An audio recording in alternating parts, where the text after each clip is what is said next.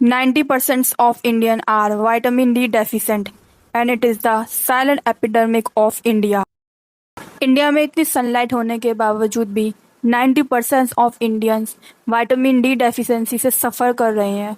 और शौक वाली बात तो ये है कि जो सिम्टम्स आप डेली फील करते हैं वो नॉर्मल नहीं, वो विटामिन डी डेफिशिएंसी से हो सकता है।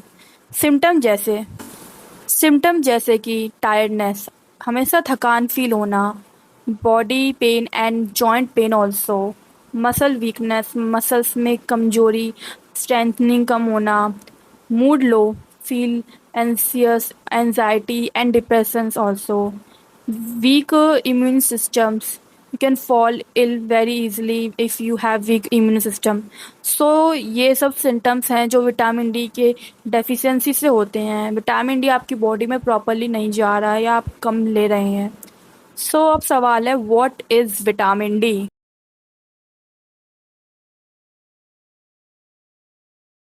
अब समझते हैं विटामिन डी होता क्या है।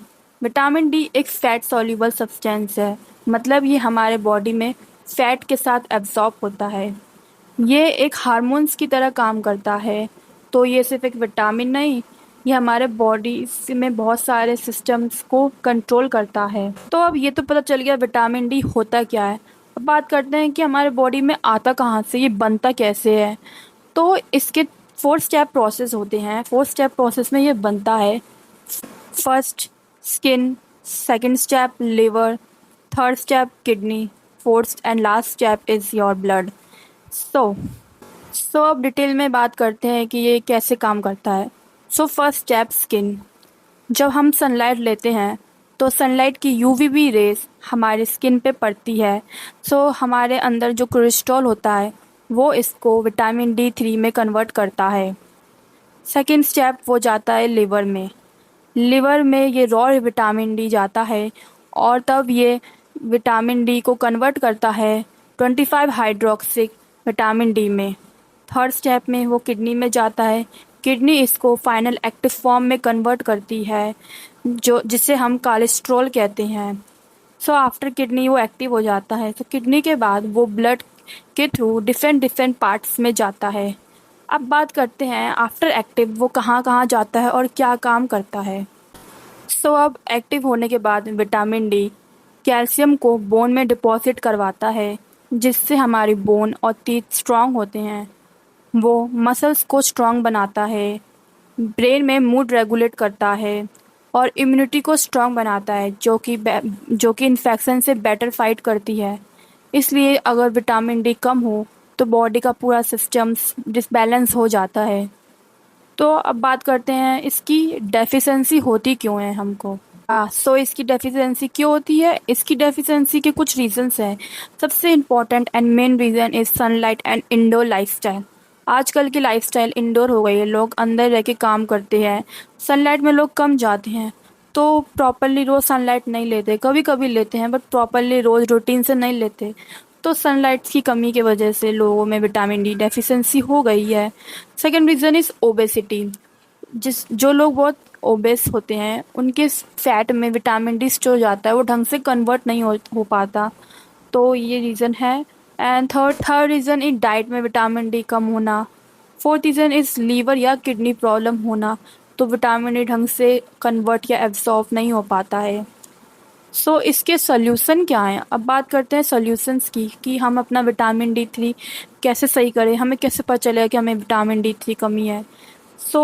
कैसे पता चलेगा वो तो मैंने आपको बता दिया सिम्टम्स से। तो अब बात करते हैं कि इसके सॉल्यूशन की। सॉल्यूशन में सबसे पहले आप अपना ब्लड टेस्ट करवाइए विटामिन D3 का। Vitamin D3 after that blood test you will get a report.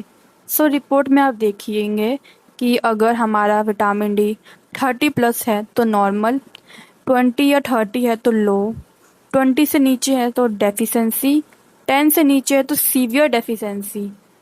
या 30 से नीचे वाले डेफिशिएंसी और सीवियर डेफिशिएंसी सब में आते हैं। आपको अपना लेवल चेक करना है और उसके बाद आप अपना तो पहले आपको टेस्ट करवाने हैं। अगर आपके टेस्ट में इन लेवल से कम है तो आप एक अच्छे डॉक्टर को दिखाइए, जैसे कि ऑर्थोपेडिक डॉक्टर। वो आपको मेडिकेशन सजेस्ट करेंगे। खुद भी कभी भी खुद सेल्फ मेडिकेशन ना करें। सो वो आपको दवा देंगे आपकी सीवियरिटी, आपके लेवल को देख के। सबसे इम्पोर्टेंट होते हैं वो जो सैचेस देते हैं, जो 60,000 आयु के होते हैं। वो उसको हम 1 वीक में दूध के साथ एक बार लेते हैं और 2 मंथ्स तक लेते हैं। वो बहुत अच्छे होते। सो यूजुअली ये 1-2 महीने के लिए देते हैं, depend on the severity of your vitamin D3। सो एक इम्पॉर्टेंट बात, विटामिन D3 के साथ आप अगर आपका लो है तो आपको विटामिन K2 भी लेना चाहिए। विटामिन K2 क्या होता है? विटामिन K2 आपकी बॉडी में हेल्प करता है विटामिन डी को एब्जॉर्ब करवाने में, सही जगह ले जाने में। सो आपको अपने डॉक्टर से पूछकर एक बार विटामिन K2 भी लेना चाहिए विटामिन D3 दवा के साथ। एक और बात, मेरा भी विटामिन डी लो था, डेफिशिएंसी में था। तो लोग मुझे कहते थे कि धूप ले लो, धूप ले लो। मैं धूप लेती थी, बट मैं कोई मेडिकेशन नहीं लेती थी, मैं कोई दवा नहीं लेती थी। मुझे लगा सिर्फ धूप से सही हो जाएगा। बट जिसका विटामिन डी एटलीस्ट 20 से नीचे है या 25 से नीचे है, तो उसको सिर्फ सनलाइट पे डिपेंड नहीं रहना, उसको दवा लेनी है। सबसे इम्पोर्टेंट वो सैचेज लेने हैं। सो सनलाइट तो लो, वो तो इम्पोर्टेंट है, लेकिन उसके साथ दवा भी लो जब तक आपका थोड़ा नॉर्मल नहीं हो जाता लेवल। सो यही बात है। लेकिन इसका मतलब ये नहीं कि सनलाइट ही ना लें, सब दवा लें। सनलाइट रोज लीजिए आप। सनलाइट आपको मॉर्निंग में 11 से 4 PM तक नहीं लेनी, अर्ली मॉर्निंग या लेट इवनिंग लेनी है, क्योंकि बीच के टाइम में सनलाइट बहुत यूवी रेस बहुत हार्मफुल होती हैं। और आपको कम से कम 30 मिनट तक आपको सनलाइट लेनी है। सनलाइट लेने का मतलब ये नहीं कि पूरा कवर होकर जाएं। कुछ लाइट कपड़े पहन लीजिए जिससे आप सनलाइट प्रॉपरली आपके बॉडी में पहुँचे।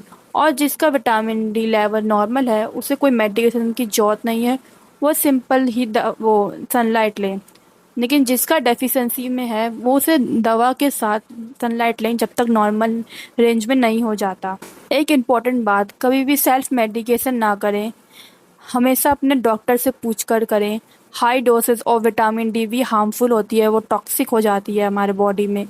और जो मैंने आपको विटामिन K2 का बताया, वो भी आप अपने डॉक्टर से एक बार कंफर्म करके पूछें, क्योंकि सबकी बॉडी डिफरेंट होती है, डिफरेंट रिएक्ट करती है। सो इसलिए आप डाइट में भी थोड़ा विटामिन डी ले सकते हैं, जैसे कि egg, paneer, mushroom, milk, fortified food. Okay, but जिसको डेफिशिएंसी है उसको सिर्फ डाइट से पूरी नहीं होगी उसका, तो उसको तो लेना ही पड़ेगा। Okay, that's all for today's. अपने बॉडी के सिम्टम्स को इग्नोर मत करिए बिल्कुल भी।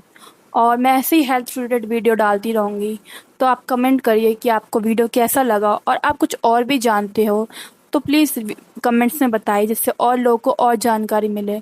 मैं इसका पार्ट 2 भी बनाऊँगी। सो आप अगर कमेंट करेंगे और बताएंगे कि आपको किस चीज़ के ऊपर नेक्स्ट टॉपिक चाहिए, तो मैं बनाऊँगी उसके ऊपर। So thank you, bye.